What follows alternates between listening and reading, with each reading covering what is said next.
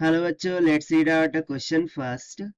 A Daniell cell is balanced on 125 centimeter length of a potentiometer wire. Now the cell is short-circuited by a resistance of 2 ohm and the balance is obtained at 100 centimeter.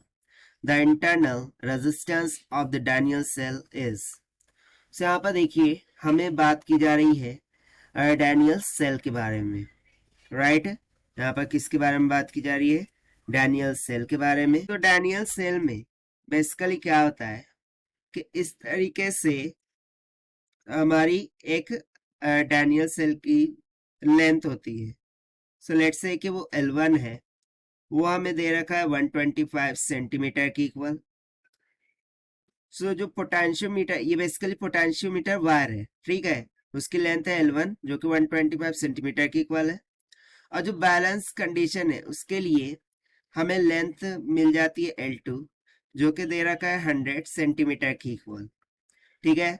और फिर इस तरीके से ये Daniel cell का EMF होता है resistance जो कि हमें दे रखा है 2 ओहम, ठीक है। और इसका पोटेंशियल हम मान लेते हैं V के इक्वल। सो हमें फाइंड आउट करना है the internal resistance of the Daniell cell.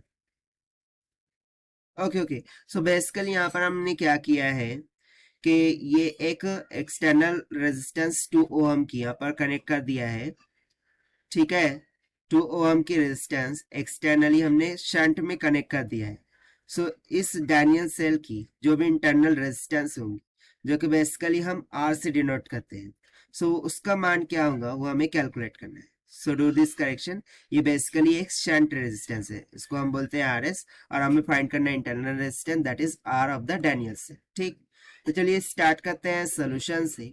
But before of it's let's talk about the key concept which we are going to use here for this question. So concept यहाँ पर हम use करेंगे कि internal resistance of cell, internal resistance of Daniell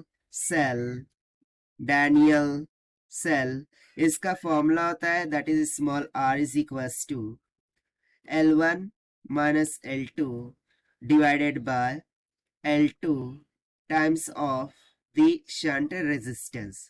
So this will be equals to L1 हमें दे रखा है 125 minus L2 है 100 divided by L2 है 100 centimetre multiply by shunt resistance हमें दे रखी है 2 ओहम। सो यहाँ से यदि हम कैलकुलेट करें so internal resistance R will comes out to be, ये हो जाएगा 25 divided by 100 multiply by 2, C हो जाएगा 2 divided by 4 will comes out to be 0.5 ohm. So जो डैनियल सेल है उसकी इंटरनल रेजिस्टेंस कितनी निकल के आ गई 0.5 ओहम, जो कि हमने सॉल्व किया by using the conceptual formula of resistance of a Daniel cell के। Now let us take the option. So option A will become correct. So this is the required solution. I hope you understood well. Best of luck. Thank you.